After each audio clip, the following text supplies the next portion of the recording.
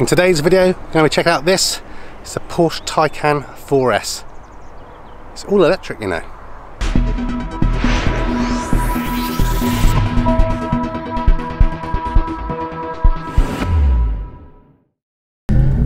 Okay, so you join me here in the Porsche Taycan 4S. We've only got it for a short period of time, so see how we get on. Give it a little look around.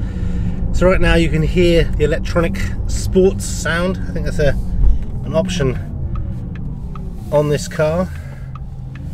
So I think the spec of this is quite a bit over £100,000. It's quite a nice sound. I quite like that that sound. This the Porsche Taycan also is, I think, the only electric vehicle that has like a 2-speed gearbox. So we'll see when we get onto a little bit of a better stretch of road if you can feel it or hear it even.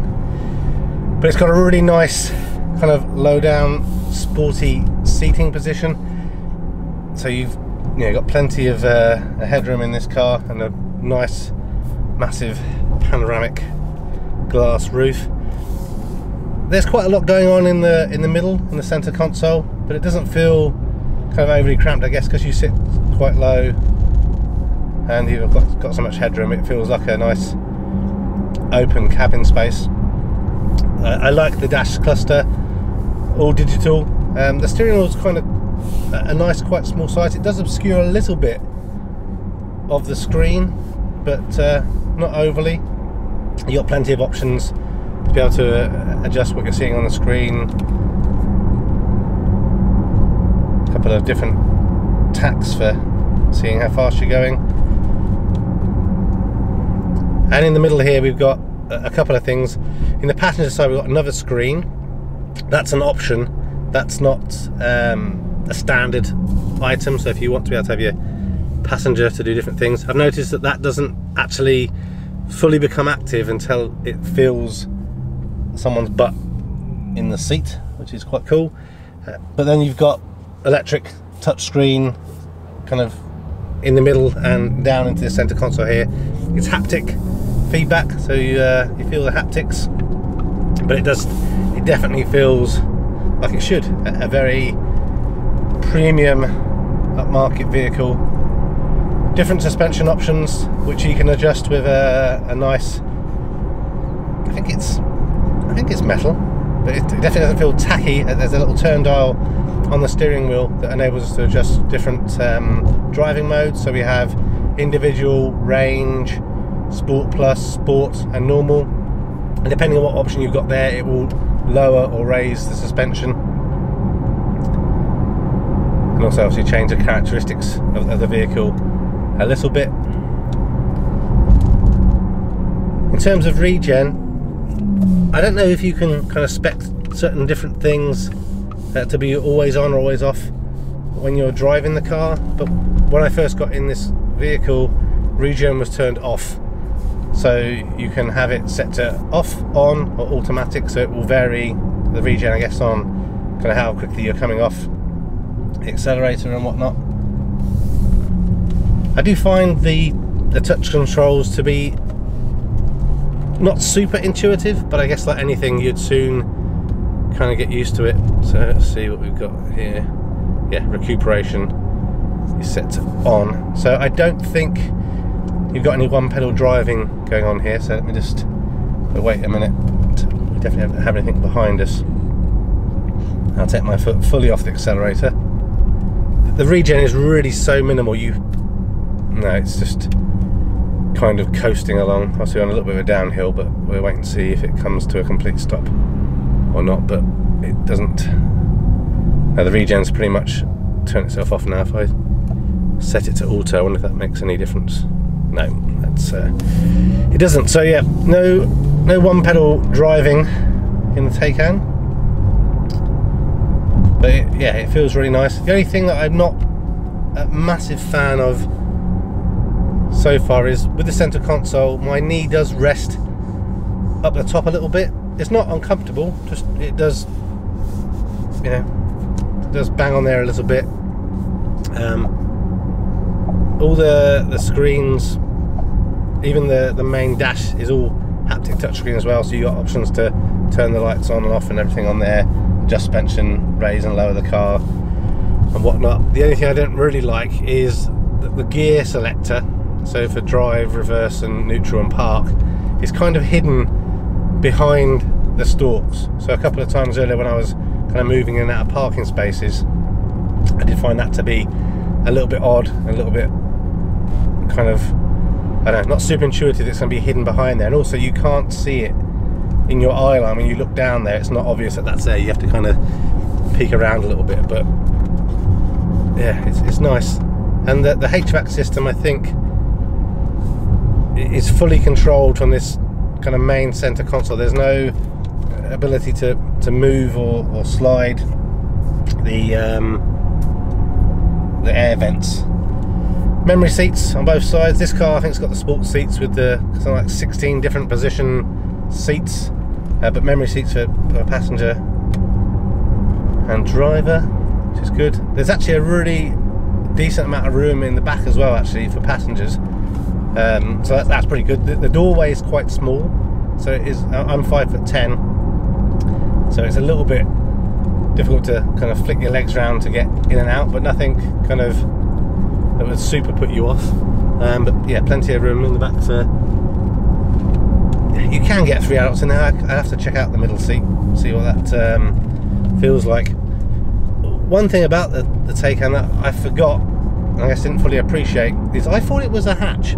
I thought that back bit was a whole hatch, but it's not. So that does restrict kind of what you can put in the back a little bit as well. Different driving modes, different assistance. So you got you know, cruise control that's adaptive, some lane assist stuff going on as well. Not too much opportunity to try some of those things out.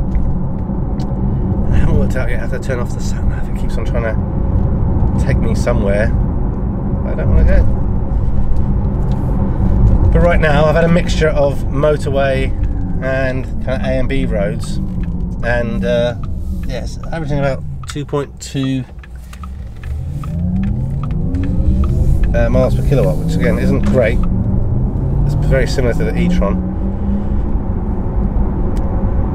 So in a minute I'm going to get onto the straight international speed limit, so I will be quiet there, so you can hopefully hear the gearbox change, and you can feel it as well. So when you really put your foot to the floor, you kind of feel it, kind of, I don't know the best way of describing it. I've put it in Sport Plus to make sure that it's in the best mode for performance. I'm going to slow down a lot because there's a lorry in front of me now. But yeah, I'm going to shut up, and hopefully you can hear the sound both with this electronic sports sound on, but also hear the gear change. So here we go.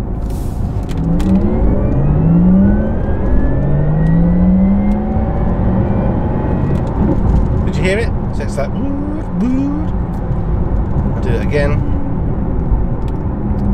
So it tends to do it around 40 miles an hour, I think. Something like that. The brakes are a bit snappy. They've got massive calipers on this car. Let's see again. So we're doing 30. Again, let's hear for the gear change.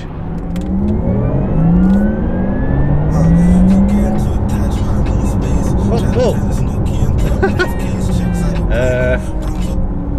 Apparently music. It's time to play the music. So yeah, interesting. A little bit kind of, I don't know, say it's gimmicky. I guess it feels more like a combustion engine drive, which I think is something that they're trying to achieve.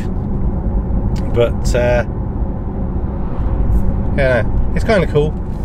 I don't necessarily think you need it, but maybe that's how Porsche has achieved, I guess, the thing that they say Tesla couldn't, is that repeatable.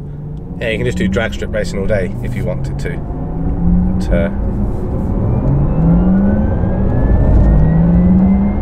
actually, no, it's maybe, again there, it was about 60 that it did. I can't quite work out exactly when it's doing it. I don't know how well it's going to come across on the camera, but you can definitely feel that sensation of it changing, so let me just change into normal mode. That adjusts the suspension and the rear spoiler as well, I think. So we'll just sit here, some traffic lights, but yeah, it's a really nice place to be. What have we got in here? There's no, this doesn't lift up, there's no, is it lift up? It does. It's got a bit of storage in here. Things, oh, green light, let's go. Do like that sound. So I'll turn the fake sound off, so you can hear how quiet the car is, just the road noise. So that's it, the electronic sports sound is now off. And again, we'll see if you can hear that gear change any better now. And again, I'm just in normal mode.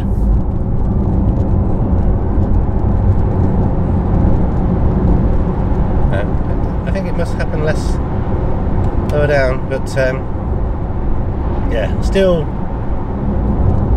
don't know why Porsche have not got as much aggressive regen going on here. It really is odd. I think when you are pressing the brake pedal, it is using regen as opposed to the brakes, because you can't feel any kind of snatchiness happening. But yeah, it's kind of weird. It's kind of strange. But no, it's a nice place to be.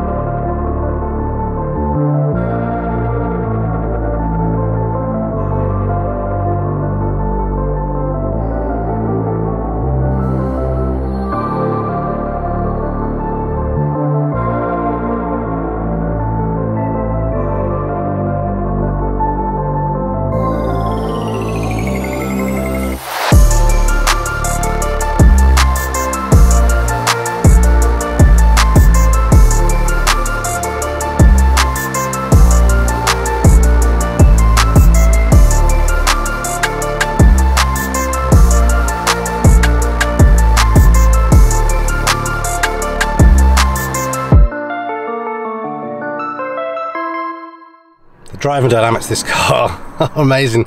Just sat in traffic, but it's very sporty and very well composed, and yeah, it's nice. Increased average consumption a bit, 2.3 now. Not too bad.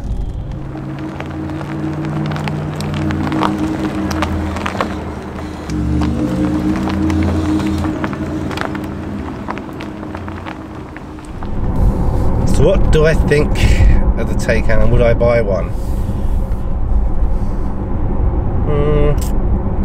I I think I definitely would consider it. I do think it's a lot of money, so that's why we've got to, you know, if you're comparing it to Tesla, there's no doubt about it, the build quality and the fit and finish is much better in the Porsche than the Tesla. So I think if you're doing a like-for-like comparison, you know, of a Model S at a similar cost to the Taycan, then I think in terms of styling, I actually really like the styling on this car. Again, this has got different options, so the bigger wheels, bigger calipers and everything, and I'm not a massive fan of black, but I think it looks pretty good in black. I don't feel like, and I'll put a little note below of what the performance specs are, I don't think it's got the performance of a Model S. That's how it feels. It's not slow, but no electric car is slow. So yeah, but I definitely think if you're thinking about buying a Model S, this is definitely a car to consider. And I think if I would be happy with the full-on basic spec of the Taycan 4S, I'd more seriously consider it. But once I start to add the things that I would like the nicer alloys, some of the in-cockpit options, the different, you know, heated seats and stuff like that, without doing much, you're already over 100,000. So for me, I don't think it's a car that I'm going to seriously consider. But you know, maybe if you know, when the second-hand one comes up, it definitely could be something that I would consider. But I really love the look of it. I love how it drives. It's not too firm, but it is sporty yet comfortable, and the cabin is a really nice place to be. Again, a little bit of rubbing on my leg, but aside from that, I think it's pretty good.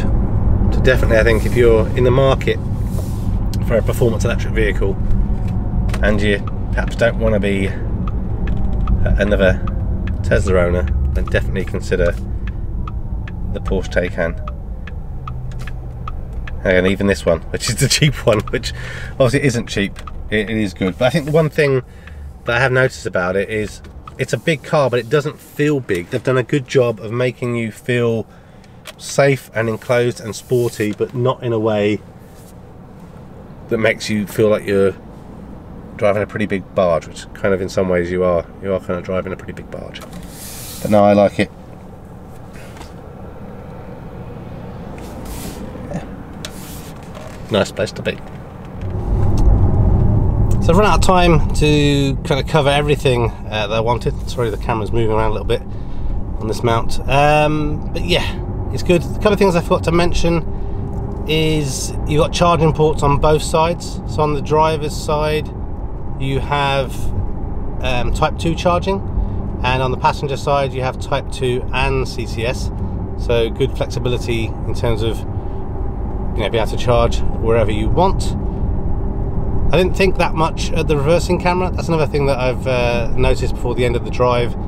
The quality is not that great, and on this particular camera, this particular car, there's not 360 cameras either. So yeah, a little bit disappointing on those two little pieces, but aside from that, it's good. Hvac works really well. It's nice and warm on this cold late September day.